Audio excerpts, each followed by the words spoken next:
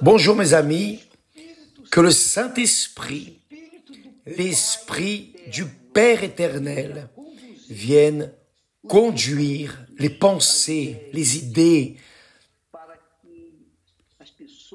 pour que les personnes qui ont des oreilles, qui ont eu des oreilles pour entendre, parce que beaucoup ont des oreilles, mais ne les ont pas pour entendre la voix de Dieu, ont des oreilles pour la presse, pour les médias, ont des oreilles pour Internet, ont des oreilles pour tout, sauf pour Dieu. Mais je veux parler aux personnes, spécialement les personnes qui n'ont pas eu de père. Vous n'avez pas eu de père. Vous êtes une créature qui n'avait pas eu la figure du père, du papa. Peut-être que vous n'avez jamais dit papa, papa. Pourquoi? Parce que vous n'avez pas eu de père. Et Dieu, dans son infinie grandeur et gloire, nous donne ce droit, ce privilège pour ceux qui ont eu un père, et j'ai eu un père grâce à Dieu, et je pouvais dire papa, père, mais beaucoup de personnes aujourd'hui, à cause du désordre social qui domine sur la terre, beaucoup naissent sans père. Beaucoup naissent sans père et sans mère également. Bien sûr, la figure de la mère est essentielle, mais je veux parler spécialement à vous qui n'avez pas eu de père. Vous ne savez pas ce qu'est un père. Saviez-vous que Dieu est père?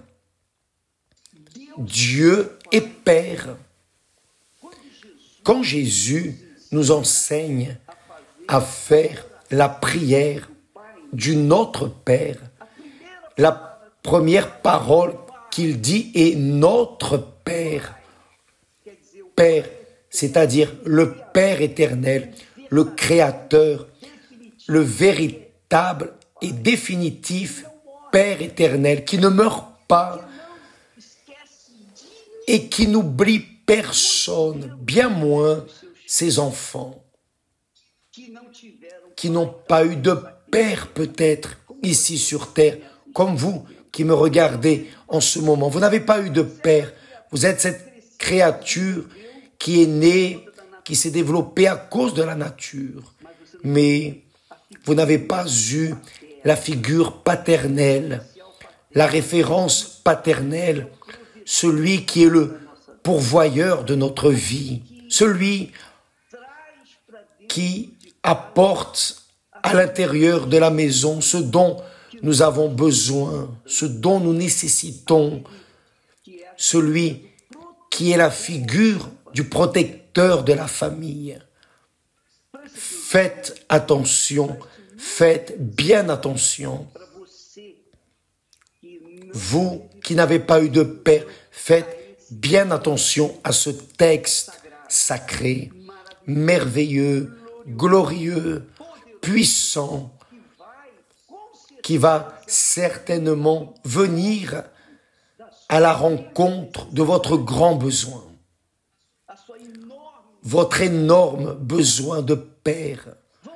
Allons au texte du prophète Ésaïe qui dit, parlant au Père, il dit, « Tu es cependant notre Père. » Alléluia.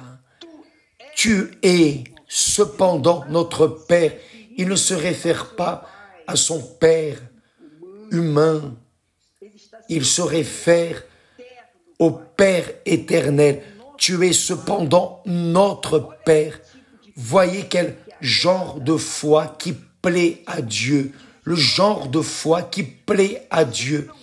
Vous qui n'avez pas la figure paternelle dans votre vie, qui n'avez pas eu, vous qui n'êtes pas en train d'avoir la figure paternelle dans votre foyer, dans votre famille, vous devez savoir que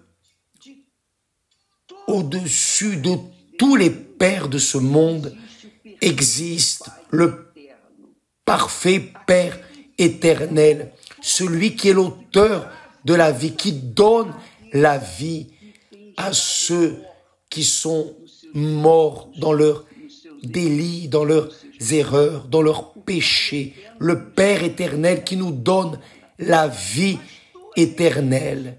Tu es cependant notre Père, car Abraham ne nous connaît pas. Peut-être que vous dites, vous pouvez dire si vous voulez, car mon père ne nous connaît pas, car ma mère ne me connaît pas, car je n'ai pas la figure paternelle, maternelle. Même ainsi, le Seigneur m'a créé, tu es mon Père. C'est-à-dire, vous enlevez votre pensée, votre foi de la créature humaine, de la figure paternelle, familiale, pour mettre votre pensée dans ce qui est écrit, le Père éternel. Car Abraham était l'ami de Dieu. Il était un homme collé à Dieu. Abraham était l'ami de Dieu, du Père. Car Abraham ne nous connaît pas. Et Israël ignore qui nous sommes, c'est-à-dire le peuple d'Israël, la nation d'Israël, le peuple élu de Dieu, ne nous connaît pas, même si personne ne me reconnaît, même si personne, si le monde ne me donne rien, même si je suis la créature la plus méprisable de ce monde, personne ne me veut, personne ne m'aime, personne ne veut mon bien. Tous passent à côté de moi et me regardent et disent quelle chose. Peut-être que vous êtes cette créature la plus méprisée de la face de la terre, la plus méprisée, un détritus de ce monde. Faites attention, vous avez un Père. Le seul problème, c'est que vous ne l'avez pas encore reconnu, même si le Père éternel vous reconnaît. Il ne vous a pas oublié, il est votre Père, vous le saviez, même si vous ne l'avez pas encore reconnu, même si vous ne l'avez pas encore reconnu comme Père, il continue d'être votre Père, c'est-à-dire le Créateur. Il a permis que vous veniez à la vie, que je vienne à la vie, que nous venions à la vie. Tu es cependant notre Père qui, dès l'éternité, celui qui rachète notre âme de ce monde, sale, pervers, méchant, tu es notre Rédempteur, notre Sauveur, qui, dès l'éternité, t'appelle notre Sauveur. Mes chers amis, dans les témoignages que nous mettons ici, nous le faisons pour montrer au monde à qui a des oreilles pour entendre que ce Père éternel est le même, que ce qui est écrit s'accomplit dans sa parole, que les prophéties s'accomplissent dans la vie de ceux qui croient.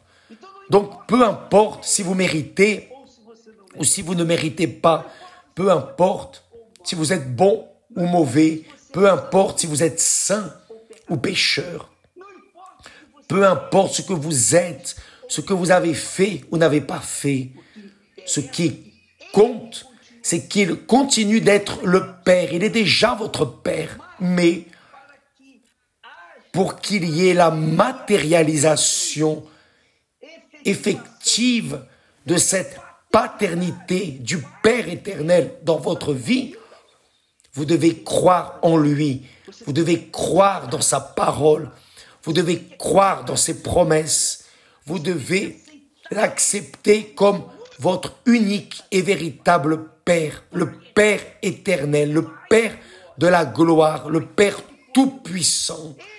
Il est le Père de ceux qui le reconnaissent. Et si vous le reconnaissez maintenant, il est votre Père. Il devient votre Père. Dès l'instant où vous l'acceptez, parce qu'il est déjà Père, il l'est déjà depuis le jour où vous êtes né. Il suffit maintenant de le reconnaître. Juste ça. Ça, c'est le mariage. Lorsque nous croyons en Dieu, le Tout-Puissant, l'unique et véritable Dieu, alors, que se passe-t-il? Son esprit, le Saint-Esprit, l'Esprit du Père, vient sur nous et fait la différence dans notre vie.